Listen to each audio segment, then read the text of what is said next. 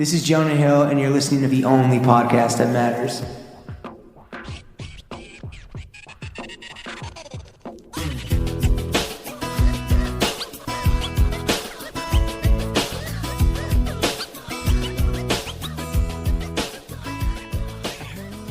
Throw Gang, we are joined by the chief of cholos. He beat cancer's ass, call him a Foo fighter. Born and raised till he's old and gray, but still horny and paid. The SA Emirate, the Venice Viking, the Sultan of the Slum by the Sea. You got Duty Cock, he run the Snooty Fox. Born and raised Nike SBs, that's the real Foo Man shoe. Prince of the Pacific, Lord of the Lowrider. Spanto fucked your bitch, so we not talking sex when we say swap meets. The Sadie Hawkins head honcho, the Medela Maestro, the king of chemo, titan of the home turf, Baron of the Boardwalk, the LSD MVP, the Shroom Shaman, in the City of Angels, but he on demon mode. Founder, born and raised Spanto. Spanto, how the hell are you? Wow, that was one hell of a fucking intro. Yeah. God damn. We're not talking swap meets. No, we ain't. Damn, long time coming. We finally tracked down the mayor of Los Angeles. I had 3 years. I had 3 years to write this. 3 years to write that. That's fucking insane. Me and YG actually co-wrote this together. That's what I'm I do like about. the last time that we were in LA and we tried to pod with you and you canceled because you were feeling a bit under the weather. James just then ran into you on the street. You're just chilling. I totally fucking curbed you. You know Which what I'm is saying? that's any. You're the only person I run into on the street in LA. That's how outside you are. Is that you? I Actually don't even get own a run car. into. I just walk. Yeah, right. The only man who walks in LA who has a full-time job. Spanto, What's happening? long time coming. Such a pleasure. Shout out your boy Eric, who is hosting us in his atelier. Yes. My boy Eric Feedman. Yeah. It's a bit of like a dungeon vibe in here. Yeah. It kind of works with you being on demon mode. Yeah. The first thing we want to do for the folks at home is a little fit check. If you could walk us in the audience through everything that you're wearing today, the choice for you is, do you want to start top down or do you want to go bottom up? You really want me to do a whole fit check from top to bottom Yeah, right we now? do it every fucking week, bro. Well, You're not- there is a correct you're answer. not above the law? I've never watched your fucking podcast. I didn't know that was Same. I didn't know that was a thing. Yeah. I watch the reels and shit on Instagram, Thank which is why I fucking hate podcasts. And don't Thank ever you for wanna do supporting them. the reels. If I have to see one more guy talk about, let me tell you about success with a cup of fucking coffee, like it makes me cringe. You know what I mean? So, What do you think about men's fashion reels? We're like, hey, here's some shoes you should check out. like I said, man, it makes me want to vomit. You know, but throw up in my mouth. Well, we appreciate your engagement in that case. Hope you're ready I'm to doing this because of y'all, because of the fashion bros from our, Yeah. Oh, from we're our gonna get into connection in 2013 Yeah. or 14 We're or gonna get whenever into it it. was, and we've been friends ever since.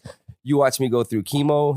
You came to see me all that when I was doing all that bullshit. So that's why I'm here. Hell Because yeah. I hate fashion and I hate reels and I fucking really hate podcasts. Well, welcome to a podcast about fashion reels. Yeah. West Side. Respect. These are Eric's shoes, which I just stole. These are the toga loafers. I'm sorry, the toga mules. Shout out the Mule I think Boys. these are my everyday wrinkled Stussy pants. This is an Alpha Industries jacket, and I don't know. I got this shirt from Departamento across the street. Shout Okay. out Joseph. And Hell yeah, the great boys, store. The boys from Second Layer. Yeah, they're ahead of the curve for sure. What about the socks and the panties and the shades? The socks and the slingshot that I wear every day is actually from the swap meet. Fox Okay. Swap meet on Lincoln, Okay. West Side. What about and the sunnies? Oh, Retro Super Future. Okay. What about all the hardware? I was saying that every time I see you, my you're fucking folks. weighed down by more and more stones. Yeah. You're shining. swap meet? Yeah. Jacket. Yeah. That's a safe word. Yeah. And do you remember Murph? Yeah. The one that R.I.P. passed away? Yeah. Yeah. This is his ring that we made with him in 2013 when we Okay. launched the brand. And then a couple years ago at Sadie Hawkins, which you guys have never been to. No. Bro, It's were the here. hardest ticket to get in LA, bro. I keep ditching your podcast. You keep ditching Sadie Hawkins, well, man. We got to like, fucking mix and match. It's literally like the day before Thanksgiving. Like 2 days before Thanksgiving. I'm we not gotta going be to home fuck up to your see with holiday. our- to dine with our family. No, I would be down to completely dub my family to go to Sadie Hawkins. A lot of people Chop do. it A up. lot of people miss family dinner and Thanksgiving and all that shit, which is why I moved it 24 hours back because people. So it's on Well, Monday they'll now? text me What a like guy. all twacked out from the dinner table and shit. Like, man, I've been up all fucking. I'm like, that's your fault, bro. So I give you a buffer. I Prioritize. give you an extra 24 hours to recover before you have to go see your racist Uncle Larry. I believe that's a complete fit check. Yeah, for sure. Yeah, and you're sipping on the most insane coffee order. You're like, yo, can you get me coffee? And I text you like, oh, what do you want, this ridiculous thing? Don't say stuff like you're sipping Bro. on the most insane coffee. I'll fucking drop this microphone right now. Wait, can we say the order? Get or out of is- here with this weirdo LA shit, you guys. It's fucking the sickest coffee ever. It's fucking coffee. It's 4 shots of espresso on top of the coffee. Yeah, you're gonna be jacked up, brother. I got a lot of decisions to make. Okay, fair enough. All right. Like continuing whether or not to do this podcast in real time. Okay, The got answer it. is yes. Fit check, drink check complete. Boom. Spanto, let's get into the meat and potatoes of this podcast. You referenced our long history together. The born and raised throwing fits link up that we're witnessing today has its origins like literally 10 years ago when on Fashion Rose we highlighted an early tee that Born and Raised did where it was like a white girl with her tongue out, right? And it Oh, said, man, you white got- pussy ain't nothing but trouble. You guys are trying to cancel us. I know what this You made is. the shirt. You want me to walk? You're trying to bait me into a fucking trap right Dude, now. it was, I know it what was in you're doing. Union, LA. It was also Cancel Chris Gibbs. It was also at Colette. What was the inspiration for that See, t-shirt? I don't know. I didn't make that shit. That was two. Oh no, but you approved it. Yeah, I gotta go ahead and flea Damn. flick that one off. Two-tone was gone off the pink. My man just Two-tone Heisman the white was pussy. and definitely is still strung out on the pink. But you got that. That's a two-tone question. I can't answer that. Okay, question. all right, that's Yeah. fair. That's a nice little All right, pun. but so starting with that t-shirt, we then kind of just like did a little like brand highlight of Born and Raised on Fashion Rose. Is it true that when that clip hit the fucking internets, your homies wanted to put a green light on our heads? I'm not at liberty to say. What's the statute of limitations? I Murder watched for hire. I watched it for a bit and I was just like, are these guys cool? Man, fuck these guys. No, they're cool. And after a while, I just We valid? You're valid. Yeah, you get the stamp. You're good. So it was never really like a close call of like getting a hit on us or anything. Like Nah, we're you're good. You're good. So man. we can pull up to Sadie Hawkins knowing that Yeah. we're going to we're gonna make it through the night in one piece. I'm gonna fit check you at the door, but Yeah, yeah, it's you're fine. invited. I'm wearing the white pussy and nothing but trouble tee. under a tuxedo, dude. You might get an angry mob after you if you're walking like that, but yeah. I mean, that's straight facts. We can't argue with science, bro. No, yeah, it's been proven. It's been proven. Yeah, beyond a shadow of a doubt. All right. Well, here's a question for you, Lawrence and I. We're coming out to LA. We're checking in with the mayor. Do you think we would ever have a chance at joining V13? Now you're starting to tread in dangerous waters here, Really? James. Yeah, So like, we so can't, no. we can't talk the answer about is that. no. I'm not talking Okay. about that on this podcast. I'll go talk about that on John Bernthal's podcast or something. Oh, shout out John Bernthal, dude. I guess we're getting a little no jumper here. Yeah. I don't know. Yeah, Inside the Foos studio. exactly. You watch that? Did you ever watch that show? We Own the City. Of course. Okay, you guys. Okay, what do you guys like better? You guys are fucking East Coasters for sure. Did you like The Wire? Or did you like Sopranos? Sopranos. Sopranos, of course. It has to be, it's Sopranos, but then Wire's like my number it's two. like they're both classics if that's what you're Typical. you know. Yeah. So, anyways, when the Wire finished, everybody's just like kind of heartbroken, right? It's Yeah. just like it's over and never come back, and everybody's kind of been waiting and hoping that maybe the Wire will make some sort of triumphant return. But a friend of mine hit me and was like, "Hey, have you seen We Own the City?" And I was like, "No, what's that?" He's like, "You got to be kidding good. me, bro." He's Yeah. like, "The Wire is your favorite television show ever. You have to watch it." He goes, "It's all pretty much all the original members from The Wire, Mhm. and Yeah. then there was this cop on there." And like, I watched this show for all 5 or 6 episodes, and I fucking hated this dude. Like, he was, you know what I mean? He was able to, Bernthal's like, character. I hated Yeah. him. So I'm like, I fucking hate this man. He played him so good. I'm like, Yeah, who yeah. is this guy? So I had to look into him and His check him out. Baltimore ass accent. It's just he's just like, I've had to deal with so many cops just like that my entire life. Right. You know what I mean? Like, You were triggered by watching I was it. fucking triggered by this dude, man. But anyway, I That's looked how good into he him and I was. was like, oh, okay, he's actually pretty tight. Then I saw he did the podcast with my friend. He's the Richard. fucking Punisher, bro. Bernthal. Yeah, He's the yeah. man. He's the he does fifth love line. playing a cop, bro. I think he lives in Venice too, homie. Oh, yeah? Have you ever seen him? You never met him? I've never seen him. No. Shout out John Bernthal, wherever you are, bro. Fellow podcaster, Yeah. brother in arms. Yeah, he's tight. Well, I guess like another fucking famous East Coast transplant making it out to Venice and just buying up all the real estate. I mean, Born and Raised, its roots were kind of in like reclaiming LA and Venice against like the gentrifying forces. But 10 years later, is the gentrification of LA just an unwinnable battle at this point, especially with all the fucking East Coasters coming out post-COVID? You motherfuckers come here in hordes, man. I don't even know what you guys come. All you guys do is fucking come here and complain too. I hate it.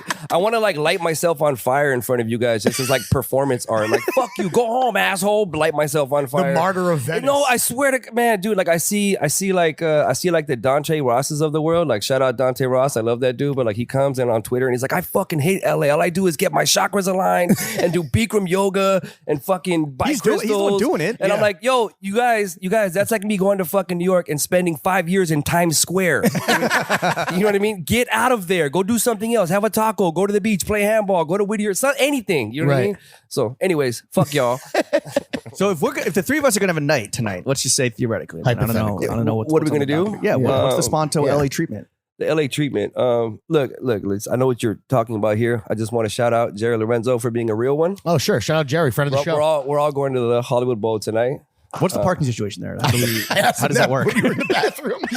I don't Pertinent information. I think the capacity at the Hollywood Bowl has got to be around 50,000 people. Fuck. So if Jerry manages to fit 50, if he sells out the bowl or fills the bowl with 50,000 people, you know, chef's kiss. Sure. My hat's off to him, but I don't know. But I don't mean tonight. I mean, on any given night. Like, Yeah. let's say that, you know, we wrap the pod and there's nothing really, like, our schedules are clear. Like, what are we doing? What does Spanto want us? Dog, I got 3 kids. I don't do shit no more. Damn. Okay, let's say you got a babysitter. Plug game week. Because the goddamn motherfucking boys were in town. What are we getting up to? If I was gonna go do something, I mean, if I was gonna take you guys out, I'd probably go to like Dan Tana's or somewhere, Okay, somewhere classic. goofy, and then I would go to like apartment 200 and hang out with a bunch of 20-year-olds, and then you know, you know what I'm saying? Watch Jermaine's deal at everybody at the door, and then I don't know, go to some house in the hills for an after party. But like for me personally, if I'm just gonna go, like if I have a big night out in the town, I just hang out with my old friends in Venice. Right. Kick You it know, with the boys, the fellas. just the boys, yeah. Drink some Go Michelob with the Ultras boys. because now we're counting calories. We're at that age, right? We are counting calories. I guess that's one thing that New Yorkers and folks from LA have in common is we just want to kick it with the fellas, man. Yeah. Especially when you reach a certain age, that's all you Well, want. like every time I see some like fucking reel online or something, it's like a guy from Massachusetts that moved to New York, that moved to Brooklyn, that lived there for 8 months. Then he comes here and he talks shit about LA with some guy that came here from fucking Ohio, right? What about us guys that actually grew up? You know what I'm saying? Like Yeah, sure. us regular dudes that are just regular fools. You know what I mean? Regular dudes with regular dudes with regular fool regular shit. foods with regular problems. Exactly. Also, like there's such a huge stigma attached to like, you know, the term fool, right? But Really? like What's the stigma? the stigma. That you guys know how to party? No, just food, like, you know, food community, food culture. You know what I mean? It's kind of goofy. Like they rip on it. But when I was a kid, that was like the largest term of endearment that you The could highest compliment you could Yeah. pay somebody was that he was that a was foo. the tip, man. That motherfucker's a fool, boy. Like that motherfucker's tight. You know what I mean? But Yeah, anyway, okay. shout out fools. Who's the craziest food that you know? You're looking at him, homeboy. You're the number one loco foo? Inside every man, there are 2 foods. I know a lot of fools. I can't. It's a slippery slope, but I know a lot of fools. Yeah. So, okay. I mean, yeah. Okay. So the children of Spanto, you know that's a crazy foo. Crazy fool. Spanto, what's the corniest thing in streetwear right now? The corniest Just from, like, thing. where you're The sitting. corniest thing in streetwear. Yeah. There's a lot to choose from, I know. Oh He's yeah. thinking. Where do I start? I don't know. I don't know. I used to grit my teeth and like cringe at a lot of shit, but I don't know. Right now I think streetwear is fucking cool for the same reason that it was cool before, is because like it's the only industry where anybody who doesn't know anything, nothing, completely not less than nothing, can like kick in the door and just walk in and be like, "What's up, motherfuckers? I'm here." Which is exactly what I did. The right? democratic nature of the thing is what makes it appealing. It's like it's to you. yeah, it's a, you know, for A lot me of it was people. about like community and reputation, all Sure. these things, and it's just I don't know. It's kind of like I said, it's kind of punk rock in a sense where you can just like fuck it. I have an idea. Mhm. I'm gonna screen print a shirt on my own, and I'm gonna sell it out of the trunk of my car like I did. You know what I mean? I had to go do a year. While I was in solitary confinement, I was just like, man, I can't live like this no more. You know what I mean? I was Sure. sitting there doing push-ups and shit, and I'm just like, well.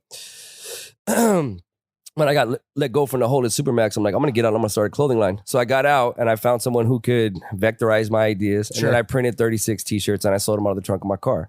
And I drove around and like I sold a couple, gave a couple away. You know what I'm saying? Right. Marketing. You know what I'm saying? You know, The first born and raised sellout. the first born and raised sellout. And then I just like I did that and I built it into what it is now. So I don't know. I you know, like you can rip on like anything, any culture or anything you do is gonna have 2 sides to a coin. There's gonna be shitty parts and there's gonna be good parts.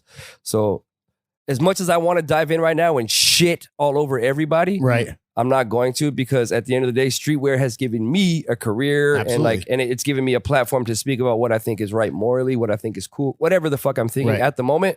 I can express that via streetwear. So shout out streetwear. Do you think as the losers have moved on from streetwear and maybe gone into like more like the luxury fashion space or like sneakers as like transactional financial instruments, that it's actually like the future of streetwear does look a little brighter than it might have looked Well, like 5 years ago? I had a conversation about this yesterday because, you know, when we like in the early 2000s, the first wave of streetwear, what you did is if you got popular enough, you watered down your shit, you sold it to the malls and you cashed out, you did about $30 to $40 million. You hit the Pac right? Sun button. You hit the PacSun, Zoomies, EJ Tilly's route, yeah. right? And you just like fucking whore it out, sell it everywhere, Mhm. and then you're done. And you can kick it, which is great. And I wish I could just like, cool, I just got 80 mil, I'm gonna tap out, I'm gonna go walk my fucking Rottweiler and go to the beach. Right. But because of New Guards, in my opinion, New Guards has changed everything, Mm. right? Like, you know, all the old guys, all the people in Europe are like, well, the kids aren't buying luxury. They're not buying couture anymore. It's kind of motionless. So they're like, what are we going to do? Let's start a group and let's go poach a bunch of guys from streetwear, some American talent. Let's curate a team. Let's bring them here. Let's give them, luxury production capabilities. Sure. And let's set up a drop ship. They had the whole machine set in place. Pulled Virgil and all those other guys. And plugged them. Yeah, plugged them into this machine. And then it's just like it brought the bar up here. And I look at it sometimes because I'm doing a bunch of shit that I like to do. Sometimes I wake up in Milan, or I wake up in Paris, or I wake up in Copenhagen, and Foos in Paris. Foos in Paris, cholos in Paris, and I go out and I have like a cup of espresso by myself, Right. And I'm like you motherfuckers, like, how did I do this? You know what I mean? Like, I'm not even supposed to be here. Yeah, shame on you. So, anyways, with that being said, it allows me to, I think, really reach my full max potential with things that with taste levels, things that I want to do, things that I think are interesting. I can make better clothing now. I can travel the world. When before you just went to Omaha and went to the mall. Are we going to see? How are we going to see this kind of like manifest itself in Born and Raised, like in the near future? Which part? Like, how are we taking it to the next level? What's the near future goals and plans of Born and Raised? Like I said, man, like when you met, like we launched 2013, right? And then we launched to like Union, Colette, like all these beautiful doors, right? These wonderful doors, like 60, 70 doors around the globe, supply in Australia, a bunch of really good doors in Japan. And then, lots of people were wearing it. It was, we were popping, right? And then 1 month later, I got diagnosed with terminal cancer, right? Not little cancer in your elbow or in your finger. No, big boy shit. No, I had type T lymphoblastic leukemia lymphoma, which is like your blood and your lymph nodes, and it's extremely aggressive, right? So the doctor came in, he like shut the door, like all quietly. He locked it. He put his stuff down. He like shuffled over to me all quietly. He was like, "We need to talk." And I'm like, I know, I can tell by your body language. I already know what you're gonna say. And it was just like, you have a form of very aggressive rare cancer, and your mortality rate is probably like 96%. God damn. And I was just like, yeah, whatever, pussy, get out of here. Give me the fucking chemo and a beer. You're like, watch me. You know what I mean? So I was I'm gonna beat the fatal cancer allegations. Yeah. Exactly. So I was just like, fuck, give it here, man. Plug me up. So we started. I said, how long is it gonna take me? He was like, beat me up. Yeah. Let's activate. Yeah. So he's like, it's gonna take me 2 years to flesh out the cancer in your system, right? So I was like, all right, cool. 2 years, no problem. I can do that. I can do a 2-year bid. I can do 2 years on chemo at home, watching TV, smoking weed. No big deal, right? You're like, sounds like a vacation. He literally told me, he was like, go home, smoke some fucking weed, and eat food. He's like, that's all I want you to do for 2 years. I'm like, sounds great. Where do I sign? Vacation. Little did I know, like, chemotherapy, like I went in at 205, 206. I walked out of there at 138 It gassed you. in like 4 weeks. And I had to walk with a cane. Like I was, Do you have like sick cheekbones? Like you must have looked good. I can send you all the pictures. You guys do the I've pictures. seen them. Yeah. I'll show you all the pictures, like, huge gaping circles, like eyes. I look like a You're still skeleton. posted up in the hospital with bitches though. I did. Yeah, I remember those photos. You remember those photos? Big booty ass nurses. Wait, so you approached it with hubris and then it immediately and physically humbled you. How did it affect your mentals? I mean, I'm still fucked up from it. I'm still kind of crazy. Like that was 2013. It's now 2023, and I finished chemo. I did chemo for 4 long years. Like most people do chemo for like 3 months, 4 months. But he's like, 2 years. Okay, I got to extend another year. And I'm like, okay, 4 years on chemotherapy. It was like torture. Sure. I started having panic attacks. I'm like, it's like being in prison in your own body. Right. Or like, that, I don't know if you guys have ever had your heart broken. Yeah. Like by a girl, by a woman. Yeah. Like you go to bed and then you go to bed hurting and you wake up and you're like, oh, maybe it was just a bad dream. And then like the reality sets in and it breaks your heart all over again. And that was 4 years of your life. Every day. Damn. Like that. It's like having your heart broken every single day. Like, oh man, I still got fucking cancer. I'm still dying. And like the constant limbo of being like, you're alive. Just kidding, you're dead. No, you're alive today. You're dead. Because that shit happens. Got him. Like even like with like, do you remember Dylan Reader? Yeah, of Like course. R.I.P. to the Rest God. in peace. Yeah. Rest his soul, the sweetest dude ever. But like me and him had cancer at the same time. And like we would see each other out at the chateau, wherever. And like I'd have a drink in my hand. He'd have some cranberry juice. He'd be like, you shouldn't be drinking. I'm like, you got a fucking jar full of sugar. You better stop it. You know what I'm saying? But like 1 month he'd tell me, he's like, I'm fine. I got a bone marrow transplant. And then I see him a month later. He goes, I'm going to check out soon. Then I see him again. He's like, I'm all better. But like that kind of mind That fuck. roller coaster. Yeah, the roller coaster and mind fuck is what makes cancer so difficult. How did it change your perspective? And not at all. I'm still just a piece of shit. Yeah. So it's still fucked. Not at all. Like even like You learned nothing. I learned absolutely less than nothing. I'm the same asshole I was when I got it. Right? Yeah. No, I reprioritize my life for sure. But I don't know. It's even like I went to go to Homeboy Industries yesterday to talk to them, and like they're like, "So are you reformed?" I'm like, "Fuck no, I'm not reformed." You know, I'm not. I don't like. I don't. You do love cranberry juice though. You're going to hell for that. Camera. This guy gave me a bump when I was going through chemotherapy. Hell yeah. You told me you were in remission. On the fucking record, dude. Talking about aiding and abetting. Hey, it must have done something. Yo, maybe we found out that that's the cure for cancer is a bump from James. I remember I'd go back in. That's a Jimmy bump. I'd go back in. I'd see him out, and I'm not advocating for this. No, So of course anybody not. watching Neither this are who's we. going through chemo, please be healthy, eat vegetables, drink alkaline water, and don't do anything stupid, please. But like, I'd go in and get a blood test after like partying in New York for the weekend, and my doctor would be like, "What the fuck are you doing? What are Man's got a you death doing?" wish, a literal death wish. I would climb out of a manhole at like 9 a.m. in New York somewhere in some weird part of Brooklyn. Like, what the fuck am I doing? Then I was just like, yo, if I'm gonna beat cancer, I probably can't do it with the hangover. I gotta chill. Yeah. I kind of pumped the brakes, but just a little bit. So, what was scarier, being told that you have terminal cancer or some of the fits that you see on Fairfax? Take your time. He's got to Take your think time here. long Take and your hard time. about that one, dude. Yeah, I don't know. I don't know. I can't even answer that question. I want to go back to the roots of the brand. Is it true that you saw like the name Born and Raised is because you saw some like a scraggly ass tattoo on some crackhead while he was like lighting up in a Venice alley? Damn, did I tell you that story? Yeah. Damn. Okay. Yeah. When I was probably 12 or 13, we were on 6th and Sunset, and like everybody's idea of Venice now is kind of like what it is now, just like, you know, Cookville, you know, like Andrew Keegan's fucking celebrity, you know, holistic church, like that kind of shit. But like back then it wasn't like that at all. Right. Venice was way different. So anyways, there was this dude named Kane from Showline, and like I remember it was the summer of like 95 or 94 or something like that. I remember like he walked into the alley and he took his shirt off, and then like on his back he had like it said Venice at Old English, and it said born and raised in Venice. Like it's just like this really cool old like DIY, like really crude tattoo that looks like it was done with like a nail or something. You know what I'm saying? A rusty nail to be a exact. spoon or some shit. But it looks so cool at the time, man. Shout out Kane from Showline. If you ever see this, man, give me a holler. But that was like that was the epiphany where you're like, this is going to be something for me. Or? It's one of those things that you Just Inspired seared you? into your memory. Yeah, it's seared into your memory when you're a kid. Like, man, I really liked it. That's really cool. Because I also saw like I seen the tidal wave coming. Like when Venice started to change. Okay. Because in my opinion, like Venice is the most gentrified city on the planet, right? Because like most places it takes 20 years, 10 years, whatever. Like, but Venice had happened like it was like the year 2000. It was like 99, 2000, 2001, 2002, 2004. It went and just Hyper gentrification. It just turned over, and it just like ripped away our whole sense of belonging. Everything that belonged to us was taken from us in like 1 year, and then the houses went from like 200K to $1 million to 1.5 to 2.2 to 2, and you know, and I just like slowly saw like my childhood, our family history, our heritage, our culture. I just saw it slipping Vaporized. away, like so fast. Yeah. And it like terrified me. I'm like, fuck, man, like this is gonna be gone in a minute.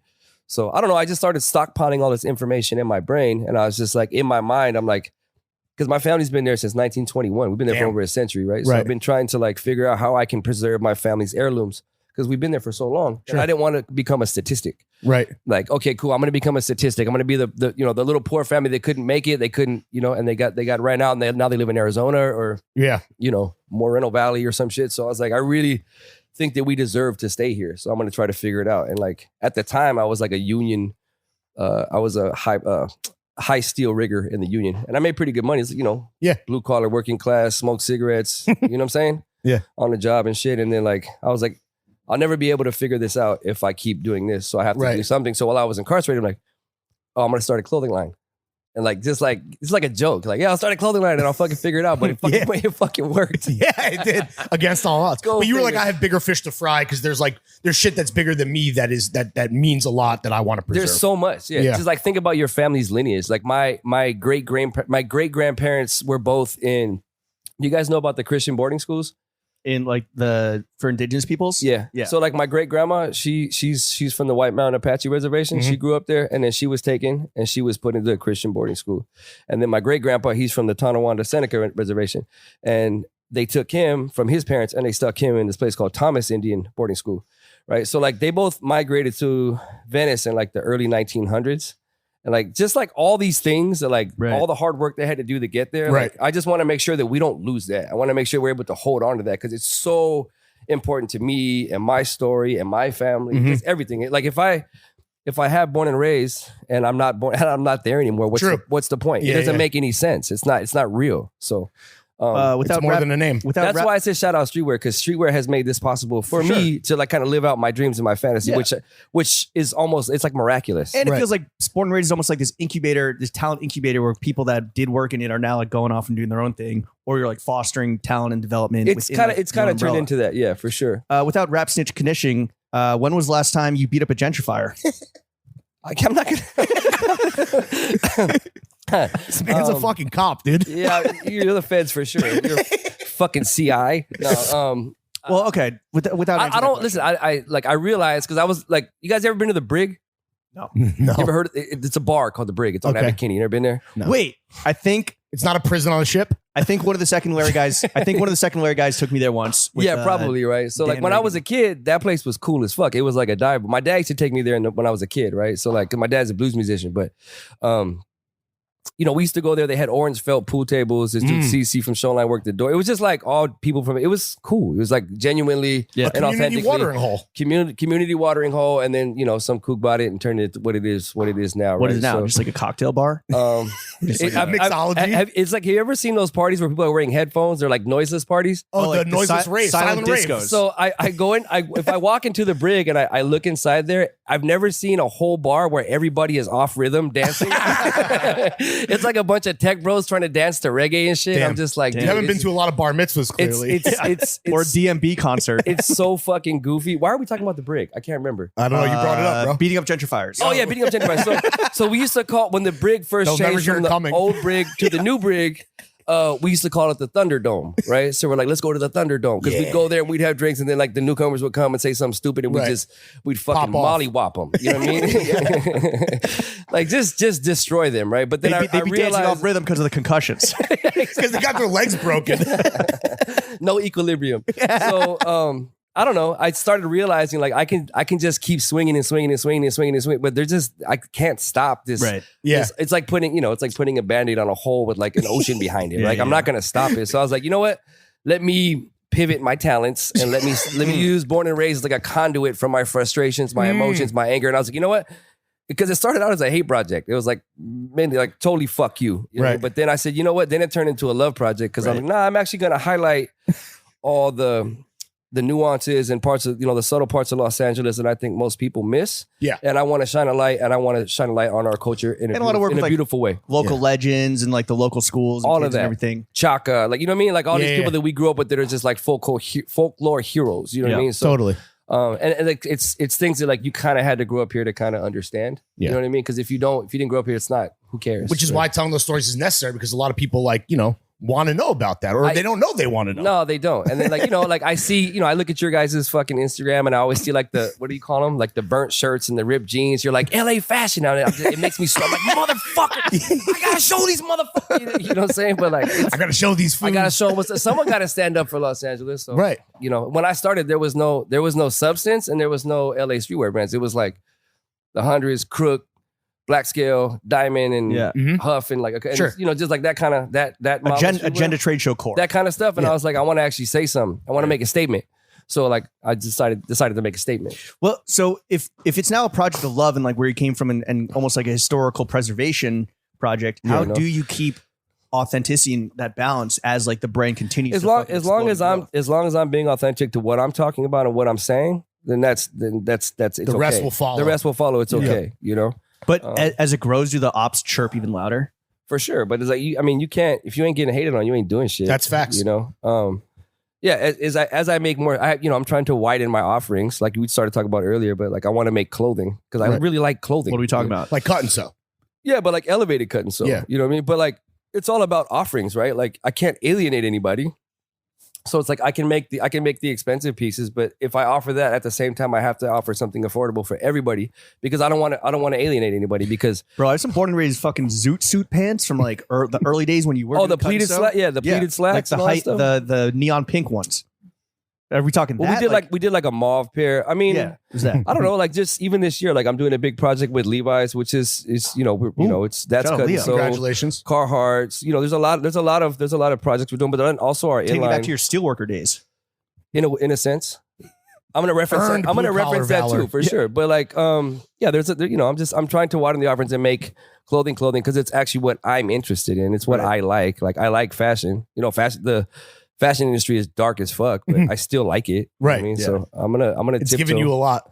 For sure. Yeah. I'm not fashion. Fashion don't fuck with me. But Oh, really? No, fashion don't fuck with me. Really? What's like the biggest like I feel like example of hate that you've gotten just from like the capital F fashion industry? Like were you in Milan trying to do shit and you just They're Foos allowed? always cool. Like everybody's accommodating and they're always cordial. But like if you look at it from an elevated perspective, you can't I'm never gonna be true fashion. You know what I mean? I'm not gonna be like I wouldn't fit. I don't think I fit in that bubble. You know what I mean? But I can still do what I think is what I think is dope. And it's like having 1 foot in and 1 foot out. So is that are there people that hate on you and bikes or hate on Born and Raised and by extension you being like it's just a graphics brand? They're just like I mean, I don't know. I don't think anybody would say that to me. right. You know what I mean? Because I think people For know fear I of have getting mollywopped. maybe I don't say that to him. He has a hot head or something. Yeah. But I don't know. Like if you really look he's at it, carrying like around a baseball bat. I'm not trying to go full fashion because like I don't want to be full fashion. That's not true to my story. Am I gonna make 2 suits? Yeah, of course I am because that shit's dope. You know what I Right. mean? But like it's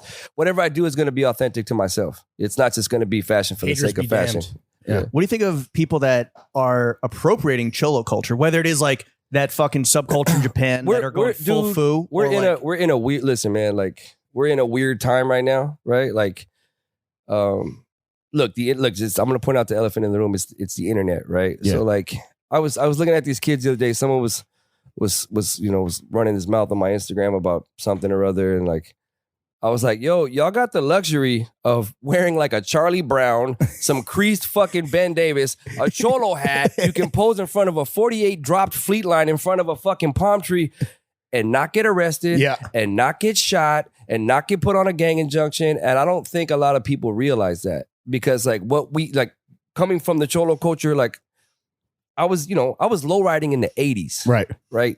Not the 90s, the 80s. I've been doing this shit since I was a kid, since I was a little boy. You know what I mean? So like, and then like, what's that? Since you were born and raised. Literally, right? cholito. So it's like we didn't look at Reddit, we didn't look at Tumblr pages, we didn't look at Instagram, but like I want to dress like Damn, that. how do you jerk Nah, off? you just like you just came out like that, right? Right. And then like you don't make a conscious decision. It's just you as a person, Yeah. right? So like I grew up doing this thing and like I grew up in this culture, in and around it. Like I've been shot 3 times. I spent a lot of time in the system growing up. But listen, things change, right? It's not the 80s anymore. It's not the 90s anymore. It's not even the early 2000s anymore. Things are different now, right? And it's like kids aren't getting hurt now, which is great. Kids aren't getting arrested for dressing a certain way. some kids do need to be smacked. Which though.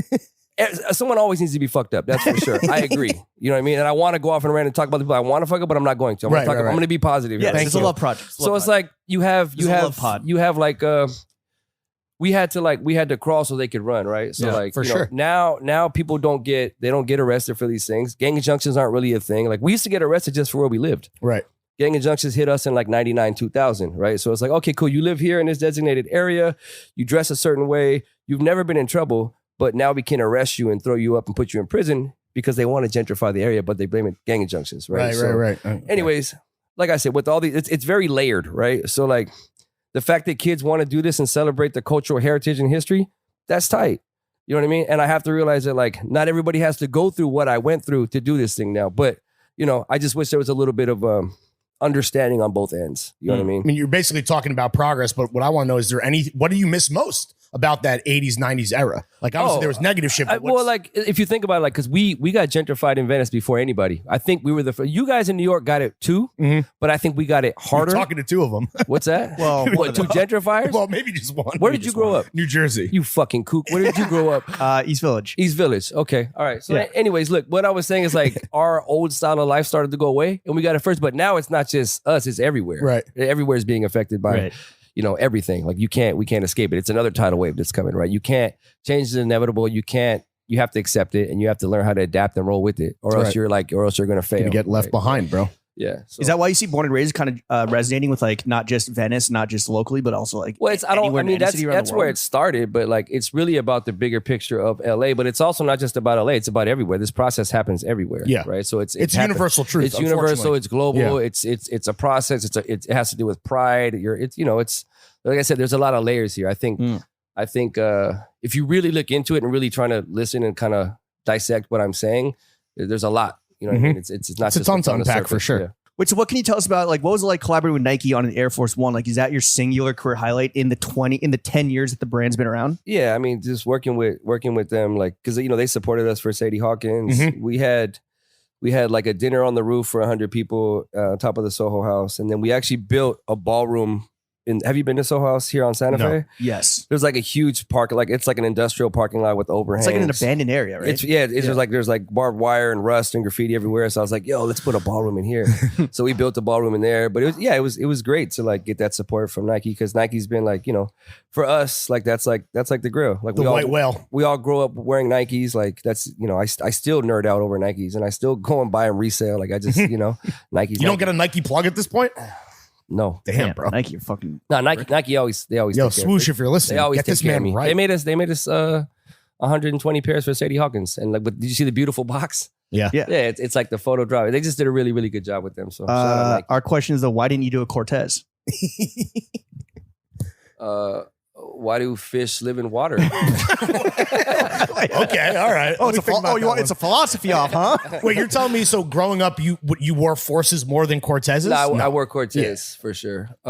You came out the womb wearing But Cortez. here's the thing is like Came out everybody's kicking them. idea of like homie culture is like, and I had another conversation about this last night, is you have different versions of it, right? Just like y'all got the Bronx and Brooklyn and Queens and all that stuff. Over here, you got the East Side, you got the West Side, you got Mid City, you got South Central, you got Northeast, you got South. There's a whole bunch of different styles that come with all these different neighborhoods. Right? What's the Venice like Air Max? Cholo? Yeah. Oh, okay. Air What, Max. what model Air Max? We're Air Max. We wore the even in 1990, the 90s. We wore remember the BWs?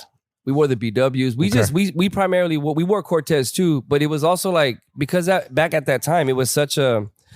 It was like a statement to wear that shoe. You know what I mean? It was the ultimate loudest fashion statement. Like, True. I dare you to try me. You know what I mean? So like a lot of homies are just like It was a challenge. You had those because everybody has some shoes to fill within a group, right? So No like, pun intended. So yeah, exactly. So you have like that guy, but then you have the other guys and like a lot of like I wore Air Max. I was always the Air Max dude. You know what I mean? Air Max and 501s, white t-shirt, number 2. That was the Razor uniform. fade, doused in polo sport.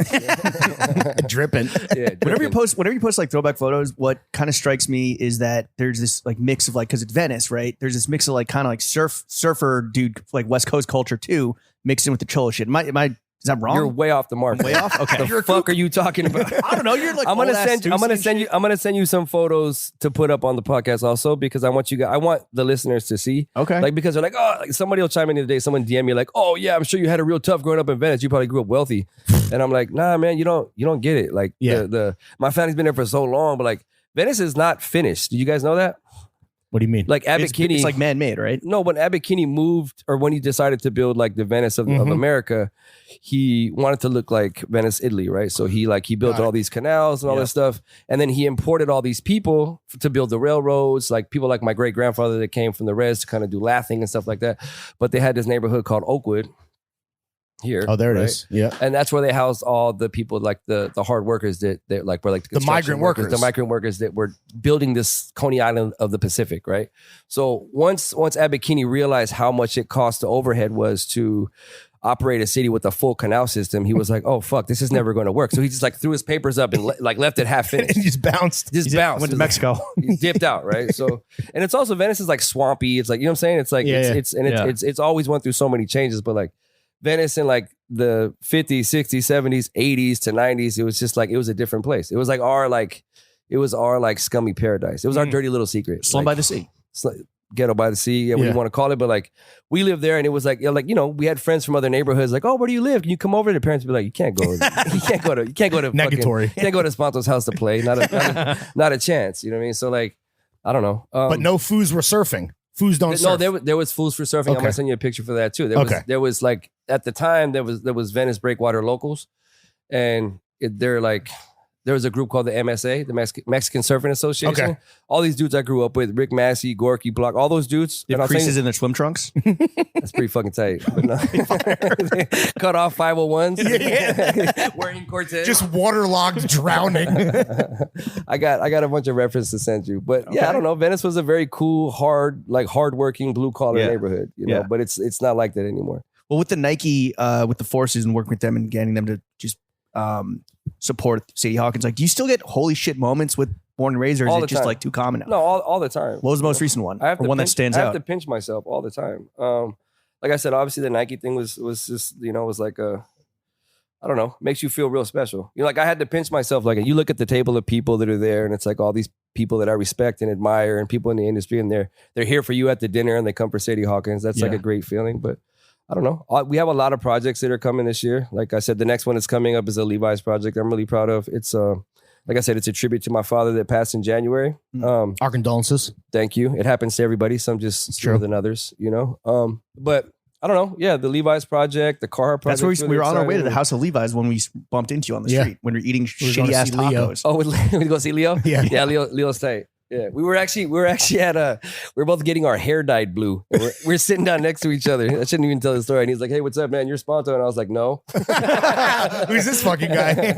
And we started talking. He's like, "Come to the house and talk to us." And we sparked up a conversation. And that's literally how the collab happens. Getting Yeah, yeah. your hair dyed next to Leo. Like Was he I getting his said. hair dyed blue because he works at the fucking jeans store? Like, Just rub 501. Yeah, for on it. real, dude. you got better indigo? So yeah, that's coming. I don't know, like all these projects I'm really proud of, Yeah. and like, you know, it's all cultural heritage stuff. Because I don't do collabs just to do them. They have to make sense. That's why your and- shit is good, because Yeah. you're not just doing it for a cash grab or whatever. No, they have Makes to be. sense. You know, unfortunately, the only way I know how to design or get inspired is with something that is with, you know, that brings up emotion, right? Right. And like a part of my heritage, whatever Yeah. it is. you know? As the collabs and these looks like kind of like ratchet up and level up, like, do you ever catch yourself like with imposter syndrome where you're like, yo, I and you start believing maybe some other people that like don't believe you should be there? Or Not anymore. okay, Not anymore. that just comes with what, like age It and just comes with longevity. age and experience, and then Yeah. like trial and error, and you watch what happens and who goes, and you know, a lot of people show up and they're kind of just like, I'm the greatest thing since sliced bread. Then 2 years they're gone. Right. You know, we're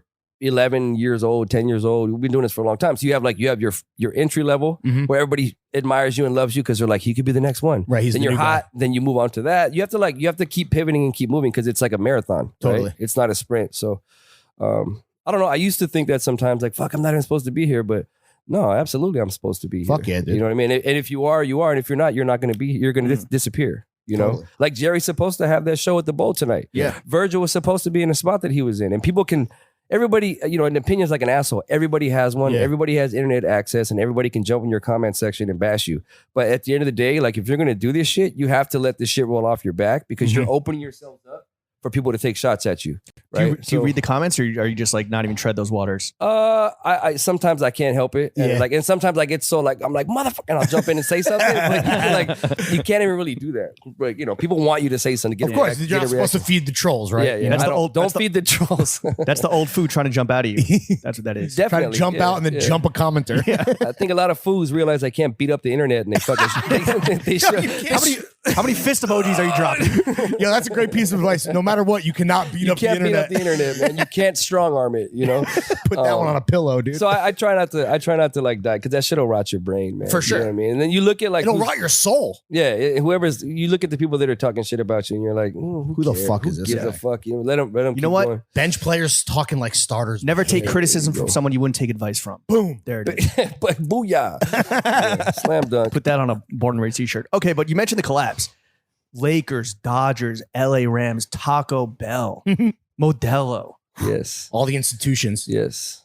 Do you have a favorite, or is it like kids? You can't have a favorite. I Do you can't- have a favorite You kid? can't have a favorite. Like we did definitely not. You're not listening? Shout out my 21-year-old's gonna watch this for sure. Oh, What's shit. up, what's up, David? I love you, Papa. Yeah, my oldest just turned 21. My You guys, middle is you have a beer together? Yeah. Modelo's with the fellas? we did more than that. Yeah. nah, he's Doing it cool. right, we just proper. we went out to dinner. We had a steak and we drank some sake. It was chill. Nice. Nice. And then Hell I have a yeah. 10-year-old and I have a 4-year-old. My man's got range. I'm fucking. My batting Congrats on the average is sex, fucking- dog. Pop, pop. He's accurate. You don't shoot. My man's been fucking for decades. Even after my oncologist told me, he's like, "You'll never have kids after all Wow. the chemotherapy." You're like, I'll take. Challenge accepted. Yeah, watch this, motherfucker. Or were you like, great, no more kids, and then you Yeah. pull out game week? I did not see that coming, man. But Neither did she. Sometimes, Nobody did. sometimes life throws you a curveball, but wait, And then the curveball is a beautiful 4-year-old. Beautiful 4-year-old. Favorite collaboration? Yeah, let's just go down the list. Like there was Taco Bell, right? And That was staff only though. That was cool, right? no, but here's the thing: is like Taco Bell hit us up and they were like, "Hey, do you want to do a collab?" And like I looked at it and I was just kind of like, "How would this make sense?" Right? You get like, I'm like, "How am I gonna sell a shirt that says Taco?" And I was like, "You know what?" Because I like to do nice shit for people. It's fun. That's like that's the fun part of the job, right? Is doing nice things, right? Having a business that allows you to like give back and do charity It's work. a beautiful and, like, sentiment. Well, I get to go speak to kids at Venice High School. I go to speak to kids in juvenile hall. Like I just do a lot of the work, and Spread the just message. because it's fun. Yeah, I like it. So I hit up Taco Bell and I was like, "Hey, how many employees do you guys have nationwide?" They're like about 250,000, 250,000. Yeah. And I was like, well, what if we designed a T-shirt and you gifted every single one of your employees, and then we also did like a give back? They're like, well, we can give you a meal on the app, the Born and Raised box. And when I was a kid, I was a vegetarian because my mom was vegetarian. So like in the 80s, if you were a vegetarian, you couldn't eat anywhere. Taco Bell. That was Taco it. But Bell's your only you option, couldn't go bro. anywhere. There was no vegetarian option. Yeah. Now there's a vegetarian option. Taco everywhere. Bell is very vegetarian friendly now. So so back then I would always ask my friends like, "Hey, I don't want to go to McDonald's. We go to Taco Bell, you know." So like I'd go and I'd get like nachos without the meat, or I'd Some get like a bean and beans. cheese Yeah. burrito, you know, Yeah. that kind of shit, right? So, anyways, I'm like, yo, same thing about dating back to like I only do something unless it means something. So when I was a kid, I used to go to Taco Bell. We did the project for them. I gifted all the people. It was a really cool, well-rounded project. Delicious. Yeah, What's Truly. your Taco Bell order today? Ooh, here we go, baby. nacho supreme with no meat, Okay. and what's the other thing I get? You're still vegetarian to this day. No, I'm not. Okay. I try not to eat fast food also because like it's like as a You were just recently dying after as a all. recovering cancer patient, like you got to kind of Probably watch. not good. You got to watch what you put in your body. Unless honestly, maybe that's the only thing that could kill cancer is Taco Bell meat, dude. And then Jimmy Bump. yeah, right. Yeah, And Modelo. nacho cheese. So yeah, I don't know. I go there Nachos. I go Do you like a few times a year. Do you have a dream collaborator, like somebody that you haven't worked with? I know you mentioned a few projects coming up. Like I want to do something. I want like to work with a major fashion house. Oh yeah. Just to show everybody that the taste level is there, and like no, I'm supposed to be there. You know what I mean? Like before like I said, after 10 years, you look at everything, what everybody's doing, and you're like, no, what I'm doing actually really means something. There's substance to it. It's a real story. The taste level is there. So I'm like, no, I want to do something like that. You want to prove yourself at like the highest level. Yeah. Have you had any of these conversations? Like, have these I've had a couple. started to I've had come a to couple, but fruition? like I don't think the right one has happened yet. Sure. You know, so I'm kind of just Holding waiting. out. Not But yet. you got to have patience in this industry, man. Yeah. This industry can take it's extremely trying because you're dealing with a million fleshy walls, people that are trying to stop you from getting where you're going. You know what I These mean? goddamn fleshy walls. Sometimes you have to fucking roll right through them. How do you have patience as a guy who was told he had like no chance to live though? How do you reconcile that?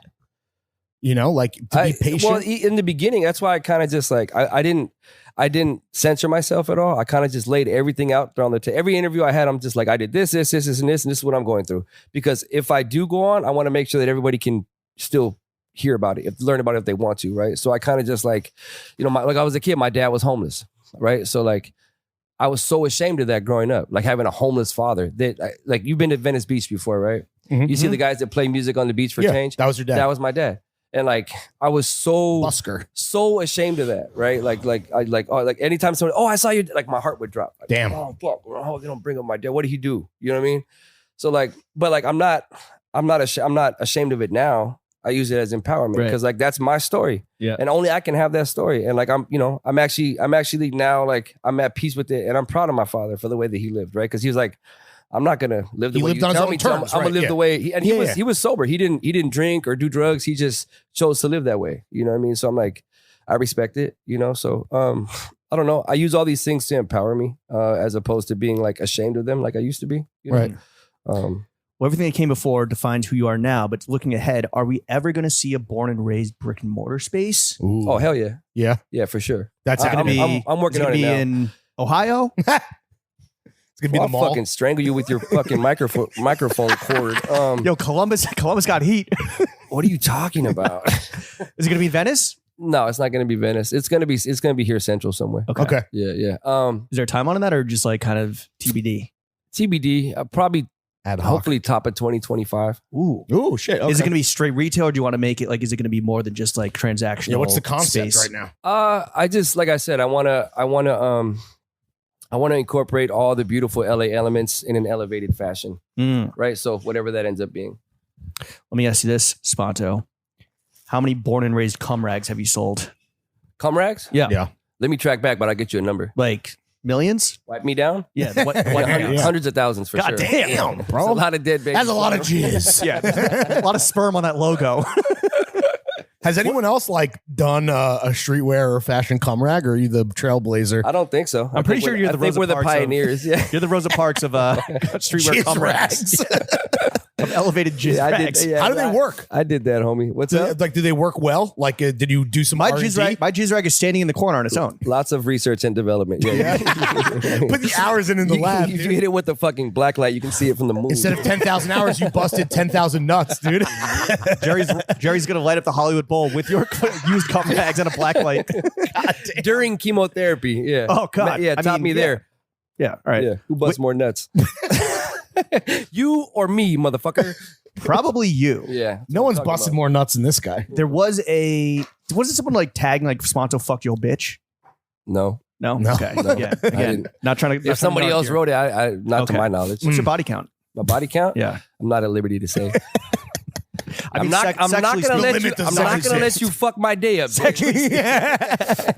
All right, so you've sold hundreds of thousands of cum rags that have captured tens of millions of sperm cells. What of Born and Raised does sell the best? Is it like just the straight logo tees? What's like the one product that really Right now, fucking the moves? stuff that's moving the most is the cut and sew. Yeah? Yeah, like it, when you do this type of thing, it's like first it's printables and it's just. But now the stuff that sells out fastest is like we just dropped like a paisley polar fleece. And those things Oh, were- that was fire. those things were gone in like 30. You know what I'm And they saying? weren't cheap. No. What was I the mean, price point? it was like 200 something. It was cheaper than what like a comparable like John would be, but it was like not like crazy. But here's the thing: is like people get so up in arms about like price point and stuff, right? And I'm like, but like they're comparing me to brands that mass produce in China. They're making hundreds of millions a year. Right. I'm like, yo, I can't compete with that. Like, Yeah. I make stuff like I got that fabric from somebody it's like Japanese fabric. Yeah. I have to make it here in LA, and I don't think people realize like how expensive that kind of stuff Right. ends up being. And Absolutely. if you only make 300 pieces or 500 pieces or whatever it ends up being, like it's difficult. And even like we did like a varsity jacket with Mr. Cartoon recently. And we retailed for like, I want to say it was like $890. Damn. But it costed me $550 Sure, to sure. make. Like, so if you properly calculate that into MSRP, Right, that's right, like a $3,000 jacket. Yeah, it's a deal. But I want to make good shit. And I'm like, you know what? I'm just going to make this a gift. Right. So we made our money back on it and whatever. But it's like, I don't think people see that or realize that. No. Because everybody goes in the comments and starts, It's it's so pretty expensive. You fucking lame. And I'm like, But it's cool that it's still selling out because clearly then like the audience and their taste levels growing with yours and the well, brand, that's right? what, as a brand owner, what you want is you want your customer to age with you. Yes, and like exactly. develop taste with you because, but you can't expect that. That's not going to happen all No. the time, right? Because if That's I the want to go ideal into making scenario. like a fine wool tailored suit, Mm. when I used to sell all style t-shirts, Yeah. you know what I'm saying? It's different. So shout out my customers that roll with us, that are down with what we're doing because I want to continue to make interesting shit. Yeah. All the foods around the world. What sells the worst? What fucking sits? What are your What's bricks? this? What's What one of my sucks? bricks? I'll give you the brick. Let me think about a brick. What sucks? What sucks? Let me get back to you. I couldn't even tell Oh you. damn, Probably that's, nothing, that's right? good then. That's a good sign. Everything moves. You know what I Everything mean? sells out. Everything sells out pretty eventually. quickly, yeah, pretty quickly. Yeah. Well, Two Tone, I saw that he just called you your fucking partner in crime. Shout out Two Tone. What's the best thing about working with Two Tone? If you can narrow it down to one. You'll never figure him out. Oh yeah? He's an the most. enigma. He's just the most like complex, sophisticated. He's an artist, right? Right. He's a true creative artist. True Yeah. creative artist. Like he's just the hard. He has the quickest wit and the biggest brain. He's just his the biggest taste heart. level is through the roof. He's just he's just a very interesting character. And the reason we started working together because he was like, I don't want to do clothing anymore. I'm Really? tapped out. He didn't. Burned He had out. a couple brands before, and then he was like, fuck this shit. Because this working in clothing is like working in a coal mine. Yeah. It's so it's, you know, I mean, it's so like it's so difficult, so exhausting. It's like the restaurant industry where It'll kill you. It'll kill you. It's hard to make money. It's you know, it sucks. So he was like, I don't want to do this shit anymore. But then he met me, and I made a sticker that it said gentrification is genocide. Because when I was a kid, I would go to this place called Big Mountain in Arizona, and they had written all over the place, relocation is genocide, because they were removing people from their homes. So anyways, I saw what they were doing in LA with the gang injunctions. I'm like, oh, they're just removing people. I was like, oh, it's the same shit. Yeah. I was like, it's the same progress, right? So I made a sticker that said that. And then he said he was walking through a trade show and he saw like a wall of stickers. And he goes, I just saw a blur and I saw your sticker in the middle. And he goes, oh man, someone's actually trying to say something. Right. Who did that? And they're like, oh, that's that fool Spanto from Venice. He's up back selling t-shirts on his trunk. He grew up like 2 blocks from me, right? And he goes, I saw you when you were a kid. I stayed away from you, man. Oh, really? He goes, I didn't want nothing to do with whatever the fuck you and your friends were. He was like, I stayed away from you, man. You guys were bad. So I linked up with him. We talked about it. And like, you know, we share the same story because we watched the tail end of like, in my opinion, of like the golden era of Venice, and it kind of fleeting from us, right? So he's just like, I want to tell this story too. So we decided to tell it together, and he knows what I'm gonna say or think even before it happens, right? How long have you known each other now? I've known of him since I was a kid. I would see his artwork and stuff. Oh, shit. We didn't meet until I was in my late 20s. Okay. Yeah, 26, 27. So on the flip side of the best thing, what is the worst thing about working with Alex? Yeah, I'm not going to answer that question. Oh, no. You're not too many? Of all questions you want me to answer, that's the one I'm not going to answer. Could he now, if he stayed away from you because you were you were a scrapper back then, could he now with it had nothing to do with being scrappy. You're just a bad kid? You're just no, a it bad was boy? more than that. You're a bad boy. There was a lot of bad stuff going on in Venice in the 90s. Could he now with his judo training beat your ass? Have you seen the size of that man? He's a big fella. Yeah. Have you seen his calf? But you're a big guy too. Nah, Two-Tone big is like large. Two-Tone. Okay. Also, Two-Tone has been like on his health shit. Have you seen his calves? No, I've not seen Two-Tone's calves. I'm going to send you a picture of his. Can you see that mannequin Please behind you? do. His calf is bigger than that fucking mannequin. It's bigger than most people's torso. Can Two-Tone dunk? Yeah, I'm sure Two-Tone can dunk. He can crush your fucking skull with his And fucking meaty thighs. He's a blue belt in jiu-jitsu. Jiu-jitsu, How what high it is that? Is that fucking high. right below black? I don't know. I don't spend my time rolling around with men. On a mat, getting all sweaty. Here, mount him. Nah, No, I'm good, bro. you mount him. Grab his gi. Nah. I'm straight. In more ways than one. Do you still have a sheet of acid tacked up to the wall at the Born and Raised offices? We did, but we actually took some last year and it didn't work. Really? Really? Yeah, somebody had dipped. It was actually like, it's like they ripped a manila folder. I saw this like 10 years ago, Yeah. and there's a gradient where people had been licking it off the wall. They had dipped it into a jar of acid, and I forget what they wrote a note on it, and then they stuck it to the wall. They're like, here, for emergency only. Yeah. Break in If you're case of stressed out, emergency. have some acid. So I remember looking at it like, man, that's the most demonic looking sheet of acid I've ever seen. And so we're like, fuck it, let's just eat one day. So then like we ate it and it didn't work? It didn't work. Damn. I guess it expired. Yeah. But like the reason, you remember the shit we did, Cholos on Acid? Yeah. So like at the time, it was like 2012. I was just running around partying a lot. And then like I was running around with this couple of friends of mine, and we thought it'd be a good idea at like 3 a.m. after leaving the club to like drop acid. And then like I remember I showed up the next day to Two-Tone's house like at 1 p.m. just like my eyes bugged out of my head. I was like, hey, can I come in and take a nap? And he's like, yo, what have you been doing? I was like, I don't know, man. When the sun came up, I was on somebody's roof. And he thought it was funny, so we made a shirt called Cholos on Acid. Even that, it's just like it's Life all, imitating art. It's all or the real. other way around. Yeah. Did you guys ever eat acid? Yeah. You did? White pussy ain't nothing but trouble, and then Cholos on acid. It's just, it's art imitating life. That's Yeah, what it it's is. true. Yeah. Tell me about your guys' acid experiences. I've only eaten one dud. The one time I what? tried. It was a It was a dud? dud. It was a Is it dud. dud? Yeah. I thought it was it wasn't very clear. Mhm. I don't know. Like, I don't think I had like any kind of life-changing epiphany, Okay. but if everything felt for me very crisp Mm. and crystal. That's cool. Or you actually feel like, I took the filter off. Now I Yeah, a can little see. bit. Yeah. But again, nothing from that experience like stuck with me and changed my life in any way. Yeah, it Just was- a fun afternoon in college. It was fun back then, but like I don't have 16 hours to donate. You do need Like, a lot of free You time, need like bro. a full, you need a long time to recover. You need the 4-year-old to become 21 again, and then he can Yeah. dip into the acid I game can't again. even What imagine. about microdosing? Do you fuck with that? Every now and again, I'll eat like a handful of like mushroom gummies or something. There's some psilocybin stuff that, like, I went to Coachella last year with Lambo. You guys know Lambo? No. Heard of him? Freddie Gibbs. Yeah, his manager. Yeah. We were swimming and hanging out. He's like, "You want to just come kick it?" And I was like, "Yeah, for sure." And I wasn't drinking, so he's like, "You want to just try one of these? They're nice." So I ate a handful, and Yeah, feel vibe out. The mushroom gummies are nice because you can just like very slowly nibble on them throughout the day Yeah, and just like find your cruising altitude and just stay there. Yeah, we ate 5 or 6 and like ordered some Indian food and then went to bed. It was nice. Perfect day. Yeah. The perfect Coachella. We're adulting now. Yeah.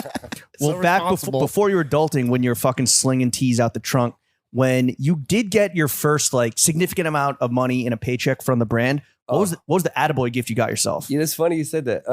You know what the first thing I bought was? I bought a mattress. Really? Yeah. What were you sleeping on prior? A fucking twin bed like I was in prison. Oh, But okay. the first thing I bought is I bought a Tempur-Pedic. The first time I made money, I bought a Yes. Tempur-Pedic mattress. King because- size. Yes. That's called self-care, A King. California King. My friend at the time, Murph, God rest his soul, he told me, he was like, hey, my dog, what's most important is your sleep. True. And he was just like, you ain't balling unless you getting good rest. Ball unless you rested. Well, he was That's selling, great advice. He was selling big fucking weed back then, like in the early, like late 90s, early 2000s. So he was a millionaire, Yeah. So I used to listen to what he said. Yeah. So I bought myself a He bed. knew how to spend the I buck. didn't buy rims or some new clothes or a gun or something. I went and bought myself a mattress. That should change your life, the mattress. The mattress is life changing. For all young men out there, look, cop the mattress. It's worth it. Yeah, absolutely. Good mattress and a bidet. I'm not down with the bidet. Bro, spray your asshole. Murph trust had a me. bidet. Yeah. He had the warm. See, he knew what he was fucking He had talking the about. the this is the guy warming who knows toilets. luxury. Yeah. He had Toto. one of those things like before anybody had that shit. Yeah, yeah. You know, I'm sure he went to Japan and came Yeah. back with it. Murph actually went to prison in Japan. Really? Yeah. What was that like? For Was it- weed? No, he went to a nightclub and he said some dude picked a fight with him and he was really good at jiu-jitsu. Yeah. So he choked this dude out. And when the cops come, he's like, oh, he's right here. And they're like, no, you're going to jail. So he went to jail in Japan for like a month and a half. Jeez. But was it like a little vacay? Like what? He I'm told sure me he jail in loved Japan it. was nice. He was like, yo, it's fucking tight. They feed you rice in those little bento boxes. Like he was super down. He's like, I didn't speak a lick of Japanese, but everyone there fucked with me. I was I'm like, sure. I was like, yeah, That's that makes sense. So yeah, Murph is a certified legend. Murph clearly. is a fucking Murph was born a legend for sure. Shout out Murph. R.I.P. to the God. Murph punched my house. So kids, if you're in Japan and you need a place to stay, just choke someone out and go to prison. Yeah, just go to prison for a minute. Spanto, you've been doing this for a minute, right? We talked about fucking lowriders in the 80s all the way through like cut and sew with big fashion, hopefully with fashion houses, finger crossed soon. Looking back, what was the most embarrassing personal style phase you went through that you now can like look back and cringe at the hardest? There has to have been one. Yeah, probably like banana split days. Go on. Like the Explain bikes? more. No, bananas like do you remember LAX, DJ AM's club? Yeah. Remember that shit? So like he had a party on Sundays called Banana Split. Okay. Shout out my Angelinos that went. You remember the famous picture of like Britney and Paris in that pink in the pink Bentley? Like that was in front of LAX. Right? Well, That was AM dated Paris Hilton, right? Or yeah, I forgot. one of Yeah, them. yeah. I used to throw a party there called Mile High. But yeah, imagine like what I don't know where that area. name That comes from. era, we were dressing pretty fucking goofy. Like what? I don't know. Remember like Well, AM was one of the big sneakerheads of all time. yeah, but think about like the swag era with like Sure. the fucked Okay. up denim fits and the oversized streetwear shirts with the fucking fleur de lis all over them, like that kind of shit. Yeah, like yeah. that was Mishka hats askew. yeah, exactly. Swag era was Yeah, crazy. Those I wonder if fucking that's gonna goofy come back. glasses with the, you know what I'm talking The about? shutter shades. The shutter shades, like that whole shit. Like Damn. Damn, they even got you. You were caught up in the swag era. I didn't wear that shit, but I was around it. Yeah. But like that era, Adjacent? and like the Taliban scarf. Yeah, yeah. Like that era was probably my goofiest. Damn era. swag era Spanto. You couldn't tell this man nothing. I need one of those photos. If I could dig up my MySpace, I could find it. Oh, I bet your MySpace was fucking MySpace cracking, is dude. fire. Yeah. What about now? So like currently in contemporary time, we've kind of touched on a bunch of them, but if you could just pick one style trend that you want to just kill and it just vanishes immediately, what would it be? Moto jeans. Yeah? Moto jeans. Like a Miri. No, I fuck with Amiri's cool. But No, shout out Mike for sure. Yeah, Can we get Mike on the pod, by the way? What's can you up? Can you text him after this and be like, yo, I had a great time. You should come on. We've been trying to track down Mike. I'll FaceTime. Kinda like we were tracking down you. I'll shoot him a text. But are moto jeans like, they must be on the way out in LA. You mean at like this point, no? Balmain? Like, The hood loves moto jeans. sure. Okay. Like even when I still fuck with the hood a lot. So like I talk Because you to can see how homies- much money's in your pocket. Well, I talked to the home. Yeah, you can see the stacks, right? You can see the stacks in the heater. So I'm like, every now and again, like we'll shoot somebody. I'm like, hey, put these baggy jeans on. And we're like, I ain't putting that shit on, Right. man. I don't. Those baggy jeans are I don't gay. bang. Yeah, those are I gay don't as fuck hell. around no more. I'm like, what you talking about, fool? The craziest motherfuckers in this, the biggest criminals I know wear skin tight moto jeans Yeah. that are filthy. You know what I mean? Yeah. Huge gut, Givenchy slides and some moto jeans. Stay away, a side bag. Stay away from that. Motherfuckers built like a French bulldog, dude. Yeah, exactly. So yeah, I wish we could do away with moto jeans. Okay. Yeah. Okay. You heard it here first, folks. What about are there other like red flags that fashion wise that immediately clue you in if someone's like a cornball, like kook status? What are those? Let me see. Besides the moto jeans. What else is cool? Let me think about what else. There's a lot of kook shit. I don't know. Too many to name. Do we still have big hats in fucking WeHo? Like is that still happening? Okay, you want to talk about like boho shit. Okay. I hate boho shit.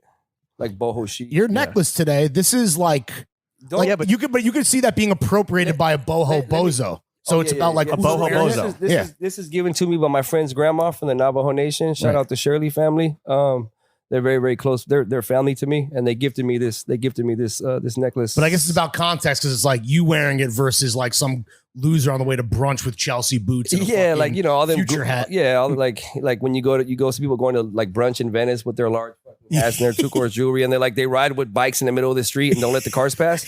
Fuck those people. Just run them over. Yeah. What's that? Run them over. I honk the horn and talk shit. You know, that's about it. You know. Menace. Where He's do you still a have to menace. go? Do you have to go to work? We're going to brunch. What's the rush? Yeah, normal people got to work, What's the motherfucker. Yeah. I want to go back to Sadie Hawkins real quick. So Yeah. This is the most legendary party in all of LA, right? How many years has it been going on now? Year number 9. This is year number 9. God damn. Yeah. What 2014. percentage of Sadie Hawkins attendees have sex after the party? People, no, not after the party. At the party. People have sex at the party. Really? Yes. In the bathrooms, on the dance floor? All over the fucking back. place. It's dude, like there's like what is it? X Factor, the movie where the kids, the high school kids. Fuck. Project X. Project X. There's a Project X. Project X factor to Okay. Sadie Hawkins. I don't You know got to what pass out jizz rats. I don't know what it is, but there is like this kind of like The X and Born and Raised is for Project well, X. it's just like people get there, they're like, I don't give a fuck what happens tomorrow. Yeah. I don't care. I'm gonna take myself just to the brink of death and party as hard as I humanly Sure. possibly can. So people are like, I don't know. It's just like it's just completely wild. It's nuts. Do you know of any kids that have been conceived at Sadie Hawkins? Yeah, I can think of a lot of kids that were conceived in my The party. whole Yeah. generation. Yeah, Your yeah. 4-year-old? He's got 3 of them, dude. My friend Kyrie, he has a beautiful daughter Irving? because of no, not him. Is the kid named Sadie? No, it's and not. or Hawkins? I don't Yeah. remember. Gotta pay homage. Yeah. What's her name? Winona Ryder came to Sadie Hawkins one year. Ooh, the queen. Yeah, that was tight. Did she steal anything? She stole a bunch of shit. Oh, yeah. What's Who's always pulling up with like because it's always just I mean there was a fucking New York Times article in this Yeah. past one, right? That was tight. Yeah. with like street style and just like like what do you think is cool and everything. yeah. Who always pulls up to Sadie Hawkins with the best fits, with the hardest fits? You know what? Every year it gets bigger and bigger and bigger and more elaborate. You know what I mean? I see like because there was a couple years there where it got a little ratchet and then it kind of like turned into it looked like a little bit like Pimpin' Hobo. Okay. You know what I mean? Yeah, Like yeah. fake fur coats and shit and like Big, like, fucking pinstripe scepters suits, and shit. The theme traveling time, party-esque. hated that type of shit. But now I look at kind of like everybody that showed up these last couple years actually, and I'm like, okay, now people are finally dressing the way I anticipated them. What you to. This is envisioned what I want originally. them to dress. What do like, you yeah. typically wear? Do you go like tuxedo suit? What's your vibe? Every year I go different. This year, I had my good friend Eric from Feedman. He made me a suit. Sick. And then I had my friend Lionel Thundercloud. He's also from the Navajo Fire Nation. name. Yeah. Gas. Yeah, the coolest dude ever. He made me a bunch of, and I can send you the photo, but he made me a bunch of jewelry to complement my fit. To kind Fire. of go with the suit. Hell yeah. Yeah. Did you fuck at the party? No, I did not. Okay. After. Before. After. Okay. Yeah. We stayed in He's a professional. It's his party, You're right, bro. you're He's got to right. be Yeah, on you're his hosting. P's and Q's. I'm I fucking after. wasn't very professional this year. Like, fucking security had to carry me back to my room. Yeah, that's how you know you had a good time, Yeah, folks. I mean, like you guys have to come. We want to, bro. We've seriously, been though, itching, like Sadie dying. Hawkins is like it's like fucking it's like LA's New Year's Eve, right? Because Right. like you can have like we'll literally have everybody in one room, like Bradley Carbone, you know Bradley from New course, York. shout out Like, Bradley. like, he I came- had to text him to get you to wake up this morning. Yes, that you did. That's my confidant. But he Your consigliere. he came to the one we did at the Roosevelt in 2019, and I remember he looked at me. He was like, what the? This is insane. Yeah. He goes, this is like a New York party. I'm like, no, it's like a fucking LA party. What do you mean it's like a New York party? He goes, no, but when I go to LA, I never see all these different walks the of life whole city in the one same spot, room. you No know? one in LA wants to go anywhere, right? Exactly. They just Well, they want want to go. The only place they'll go is Sadie Yeah. Hawkins. Yeah, so it's I have like fools I grew up with, and like the art community, and then fashion, and just everybody. Sure. Todd graffiti Gurley. artists. What's that? Todd Gurley. The Fucking what? athletes. Todd Gurley. Oh, Todd. Yeah. I mean, yeah. YG. The one we did in Kenny. when we did in Paris, What we did in Paris was pretty star-studded. That was pretty fucking. You know what it is that because it's on the Tuesday, if we were here, that means we have to fly on Wednesday, which is the worst, the day before Thanksgiving, which is the worst travel day. Especially when we're hungover on the verge of death. Just fucking stay awake. I know. Yeah, that's fair. Right. Party all the just- way through. just I fuck with that. Just vamp to the turkey. That's what I do. I usually party until it's time to go to the airport. Who are your favorite people in LA to party with, just generally speaking, whether at Sadie Hawkins or really anywhere? The homies. Yeah, it's the Foos you grew up fellas. with. The fools I grew up with. Yeah. Like one of my one of our OGs passed away a couple of days ago, and we have his funeral next weekend. Shout out Pee Wee, Dino Pacheco. He passed on, but like the only time us because we're getting older now. Sure. You know, I'm in my 40s. Most of the fools I used to run with are probably like in their late 40s, early 50s now. So the only time we really get together now is like when someone, because everybody got family and kids and work like and big events. They moved, whatever. So like when we have those types of things, then we really get together and show out. And it's like a true celebration. That's anyways. Like my son, he went to we had a funeral. Like we had 2 funerals in the last like few months. And my son goes, Dad, he goes, the only time I see you smile, like where I can really tell that you're like you're the most happiest is when you're around these homies that you grew up with. So anyways, it's sad because Dino Pee Wee passed away. Love that dude, bless his soul. But I'm really looking forward to seeing everybody. So get it's like together reminiscing and like catching up, and it's it's also making like new it has memories. it's born and raised too, because it's my old style of life. It's still there, but it's we've grown up now and things are different. So it's like the first half of the movie in Goodfellas. yeah, right. not the second half. Damn. Okay, touche. You know what I'm That's a saying? great fucking point. Yeah, so Well, it's like that, and I, like I said, looking forward to seeing all those familiar faces. Spanto, they call me a segue god. And from, the circle of life, we have death. But at the beginning of life, we have sex, which brings us to our next topic of the podcast, which is called Daddies. Sucking and fucking. Sex and dating. Meats and cheeks. Yeah. Okay. So, Spanto, in your lifetime, we're not talking right now, we're talking in your lifetime. How much money have you spent at Snooty Fox hotels? You see what's on my finger? Which one? Ring My finger? ring? Yeah. That one. I'm married, so we're gonna go ahead and skip this. Okay, that's totally All fair. Let me ask you this, just maybe kind of a general, Just not from personal anthropological. experience, not from personal experience, Yeah, just generally speaking. anthropological, For my own benefit and Lawrence's. sociological. Are big booty Latina chicks the baddest of the bunch? Once again, do you see what's on my finger? All right. I can't. Next question. Can't speak up. Next question. You want me to sleep outside? On your California thing. Not at all, dude. Back to the twin mattress. Yes. Go to your tent. You are a married man. Mm-hmm. You are locked down. Someone is able to tame this stud. What is the way to Spanto's heart? Is it humor? Is it food? Kindness? It's all the things. You know what I mean? It's humor, it's kindness, it's all those things. When you also don't. I don't think you don't really choose it. Kind of life chooses for you. You know what I mean? Interesting. Like life, like no, this is your person. This is who you're supposed to be with. And it's just like you don't. I think people that are out there looking for someone like who am I compatible with? I need a partner. It doesn't. And people are always stressed out because it never really works. I think life just kind of life brings The these universe people chooses for you. Life brings these people into your life when it's time. Life And finds a way. Life finds a way. As corny as that may sound, live, laugh, love. But you know what I mean. But my wife, when I was going through the final stages, the last 2 months of my 4 years of chemo, she just came in out of nowhere. Oh, really? And she was just like, She helped save you. she was like, "Fuck, man, you are a mess." No, but really though, Yeah, I I was can like fix 'em. $100,000 in debt, no place to live. My car broke down. I had I was fucking. You are what they would call a very good catch. Yeah, at the right. time. I was at rock fucking bottom, and she just came in and she I had a 400 credit score. Like I was just a mess. That's dog. bad. Yeah, it was really You high score. This isn't golf, Spanto. It's not low score wins. Yeah. So she came back and she was like, "I'm gonna help you put your life back together." Okay. And she helped me put my life back together piece by piece And look by at you piece by now. piece. Yeah. And I wouldn't be where I'm at today without her. So Here's a romantic question. What was the first date with your wife like? What did you guys get into? You go out what to did we dinner, drinks. do? We went to Shaba. You know what Shaba is? No, what is Shaba? Donovan's Sounds Yard. fun. What? Donovan's Yard. No. Shout out Drew Bird. It's the best party in LA, second to Sadie Hawkins. Oh, okay. Oh, so you went for it on date one. I was like, "Oh, you want to go out? Let's go to my friend's party." So we went to at the time it was called Shaba. We went to Shaba at Los Globos. What was the fit? Do you remember your fit? I don't remember my fit. It's probably something good. Something fresh. Something fresh. Something fire. What about date night now? Like, what do you guys like to do for date night when like the kids are taken care of or babysitter or whatever? We take staycations. Yeah. Yeah, we take staycations. Where do you stay in LA?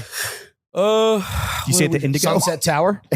No, we'll stay. I mean, Biltmore? A chateau. Ooh. You know, Not anymore. we went to Ojai this weekend. Oh, but, nice. Fire. Great vibe. Yeah, it was cool. That'll recharge you. Okay. Yeah, that'll recharge you. So just a little R&R with wifey. R&R. Yeah. We'll go to a nice dinner. We spent a lot of money on sushi.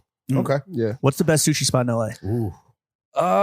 There's a lot of places in the valley. I went to this place actually on National and Sawtelle that my friend Termite took me to. I can't remember the name, and it was just like you could seat about 6 people. Ooh. And we spent about $600 between us, but one of those Omakase spots where or? you're just like, man, that was Sick. And I was like, man, this is the best $600 I've ever spent. Worth it. Hell yeah. But you have your regular spots. You have like Matsuisa, you have Sushi Ike on Gower. This, it's usually the hole in the wall spots are the best. Yeah, Sure. might work. Strip mall shit. Perfect segue. How much money do you make? Contrary to everybody's beliefs, I'm still fucking broke. I live in a garage. Really? Yeah. No. It's my garage. I own that motherfucker. but it is a garage. I own that nonetheless. motherfucking garage. But You're not even sleeping in that garage tonight. You're sleeping outside tonight. Yeah. Yeah, exactly. on the back porch. Nice place cards, right? Whenever this thing airs, 2 weeks from now, I'll be Yeah. sleeping outside. But Our condolences. What's Yeah. the brokest you've ever been? just what I just told you. When you met your wife. When I met my wife, I had like 100K in debt. 100K in debt. Was it all medical bills and the brand? Yeah, Or it is was it just- medical bills. Medical bills. They're just it's fucked up because like my doctor's like, this man is not able to work, and then the SSI office is like, it don't matter. Right. He doesn't We don't make give the a decisions. fuck. We make the decisions. Yeah. I'm like, how is that even possible? It's just like it's real American shit. Of course. the healthcare Shout out system Universal is healthcare. healthcare system is screwed. Have you sold enough cum rags to pay off your medical bills? I'm not at liberty to say. Okay. Yeah, I'm doing Everyone, okay. We need Yeah. we need I'm doing we need You're finding your footing. Yeah. everyone go out and buy 2 jizz rags. But Please. okay, besides omakase, nice dinners, staycations, what do you like to spend your hard-earned money on? Does a lot of the money go back into the brand? Lowriders and Harley Davidsons. Those are Really? the vices. That's my Bikes vices. and cars. What do you? It's literally it's like the homie retirement home. You know what I'm saying? Like when you can't go do wild shit anymore, you build a bouncing car or you build like a chopper. You know what I mean? And I do both. What's your fleet looking like right yeah, now? how's that Armada? I have a 70 Monte Carlo that I just built. And I built it from scratch. Stroked out the motor, redid the rear end, just did it from A to Z. Light work. Yeah. Is that what you posted yesterday? Yeah, it the took me beige like one? 5 years to build it. Damn. Yeah. So is that what else? And then I got a Harley Softail with some apes on it, slammed it to the ground, that type Sick. of shit. That's my favorite thing, Just cruise? we live in California, right? So it's like you could just jump on your bike, you could put on your half helmet, and you can just just go palm. drive around some palm trees. It's like the best release. Yeah. Some people have like they go to the gym or they go get a drink. I can just get on my bike and just go. Hell yeah. Yeah. Just hit go. Spanto, we mentioned kind of like in the era before the one we're in now, when people just hit the fucking PacSun button and eject for 80 mil. Yeah. How much would you sell Born and Raised for today? Yeah. What's your Do you have a- number? Do you have a number? Everybody got a number. Yeah. Yeah. What's yours? I don't know, but if I ever did sell it, I would stay on to make Oh, sure. I see. I would sell it and stay on to make sure that it was guided right. Right. You know what I mean? You're part of the deal, part of the package. Yeah, it has Seal to your be that legacy. way. Yeah, it has to be that way. But also because I started Born and Raised because I wanted to take care of my family. Right. So people are like, I don't know. You know how it is, man. Fucking sell it. Like, nah, I'm actually not selling. I'm taking care of my folks. 'Cause Right. I got a lot of people to take care of. Absolutely. I got 3 kids. I got parents and grandparents. Sure. And, I Got cousins, have homies, a tall order. Foos, cousins, a lot of the in-laws, homies. More so- cars to buy. Well, I want to be able to provide for a lot of people. You told me that early on, like the first goal really was to like buy your grandmother's house, My great grandma's house. your great grandmother's house. Mhm. Were you able to do that? Yes. Sick. What's is there like what's like the next goal for Born and Raised, or is it just an open fucking book? It's an open book. I worry about being able to maximize my full potential, with everything, with clothing, with music, with food, with curation, with everything I do. I want to make sure that, I want to do all the big things. Eventually, I want to have a presentation. I want to have a brick and mortar. I want to, I don't want to do the Hollywood Bowl because Jerry just did it, but Right. I want to do something Shit on similar. that level. Yeah. I Do the do. Venice Boardwalk. What's that? The Venice Boardwalk. Or did fucking Celine or some shit just do that? Some other fucking kook just did it who says he's from Venice, but he's not from Venice. Clothing from Venice Beach. Not sorry, bro. We don't wear cockless chaps over here. You fucking J-cat. You know what I'm saying? I mean, that's something I will talk shit about, but whatever. I don't like when people come in and assume our identity of our hardworking community. Like, Right. nah, you fucking privileged twat. You're not from over here. You didn't Right. go to school here. You didn't grow up here. You shouldn't be selling it. But that's the business, right? And the fashion fashion community is always pretending to be somebody that they're not, and that's course. fashion. It's image. That's what they're fashion. selling. That's Also what to they're the selling, consumer, right, bro. But this, for me, I don't do Superficiality. that. I kind of just, Yeah. I just like everything I do touches back to my personal life experiences, right? So Do you ever wear assless chaps when you're on the hog, or no? Yeah, fuck you. I want to go. I'll put you on the back. I want to go back real quick to this Bitch idea. fell off. If you read this, you can read If you can read this, a bitch fell off. Just real quick, this idea of like maximizing your potential, is that like what keeps you up at night? Like, is that the big thing? Like, will I do that in my lifetime? Like, I just want to make sure I get there, and I don't like because every decision you make determines where you go. Right? True. Like every creative it's decision. a journey, not a destination, my friend. It's and there's no finish line. Right. You don't ever get to like You have these mile markers, but like that. And you know what's go fucked forever. up is by the time like you'll say like you said, did you get your grandmother's house? Like I always said, like if I ever achieve this, because it seems so unattainable. Right. I said if I ever achieve this, all my problems will be solved, and I won't have to worry anymore. Not true. No, by the time you get it, you're like, yeah, whatever. Now you're focused on the next shit. Yeah. So Yeah. my advice to everybody listening is, in your career, in your success, with whatever you're doing, life is so short. Like, you know, make sure you enjoy what you're doing along the way. Because if you don't, it's not even worth it, you know? Well, we enjoyed having you on the only podcast that matters, West Side. Spanto. Before we get you out of here, because I think that if you're going to maximize your potential, maybe don't spend an hour and a half talking to two fucking jokers. Fucking J-Cats. We'd love to offer up some constructive criticism, because even though you're doing fucking incredible, Sure. even though every time we see you're doing better and better and bigger things, we'd love to offer up maybe like a outsider's perspective, Yeah. if you will. I'll go first. Sure. You know, we talked about us attending Sadie Hawkins. Why not make it an obligation of ours? Fucking sign us up to MC next year's Sadie Hawkins. You're on. Yeah. Deal. Done. All You're right. on. Nike, Easy. sign the check. Okay. All right. That was All right. a lot easier than I thought. But I gotta give you like a language, lingo, and terminology class. yeah. Like J-Cat. Yeah, Yeah. fucking J-Cats. No fucking J-Cats. No J-Cats. Kooks go home. Yeah. Foos only. Yeah. West side. Yeah. Four No foos, chaps. 4 foos by foos. Spanto, we're here in LA. We're finally talking with you after trying to track you down for fucking seemingly years. So thank you again for your time. Of course. What would it take for you to like give us the cosign so we could be like hood certified? Would you be willing to do that? Do we have to? Would we have to How- like? how Do you have to far- jump us into How- something? how Blood far- in, blood How out. far are you willing to go? Let's like You let's start with dipping our toe in. You tell me, bro. Dip your Do we have to toe like in? cut a toe off? Like, Yeah. What do you need from us? I just want that fucking cosign. I want to be valid, brother. You want to be LA stamped valid. Yeah. I want to chill with your homies. Yeah. That's all we want. You want to come to Pee Wee's funeral on fucking Sunday? I'll be here. Yeah.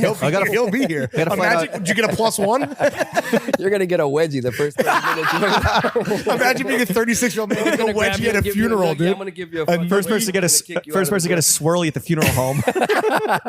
God damn. I don't know, man. That's like I said, man. Rome wasn't built in a day, so We just got to roll with you. No. We just got to roll with you. And we're good, right? But it was burned in a day, so Yeah. you know. This is true. Yeah, I don't want to burn my. Nero don't want plays to burn fiddle. my rep over you, fucking coots. Spanto, thank you for coming on to the only podcast that matters. Do you want to plug anything? Yeah. Can the kids follow you on socials? Go off, King. I mean, it's just it's born X raised. Yeah. Which is your personal account. It's my personal. That's what's Which fucking is so sick. funny. That's why it's such a sick follow. It's a brand, but a man. I sprinkle in all the stuff that I think is cool that that dates back to me and what I'm doing. Because Yeah. look, man, before you could like the viewer or the buyer, the customer, the follower, like they didn't have a way to kind of take a peer into this person's life to see if they're Right. actually authentic and True. really are about what they're selling or talking about. So I try to let everybody know, like, this is really me. I'm Yeah. just a regular dude. And if you want to know about the brand drops, you got to follow Born and Raised Official. But if you want to portal Well, into this man's life, Well, both of us, you know what I Yeah. mean? I announce everything, but official True. is more informative. right? Yeah. That's like for the that's the education. That's for the media. Yeah, that's just like the exactly. transactions. This is more about the educational. Yeah. All right, Spanto, thank you for You're the coming fucking on man, to bro. We appreciate your Nah, time. thank you, man. I Long appreciate time it. coming. Podcast that matters. Chef, take us out.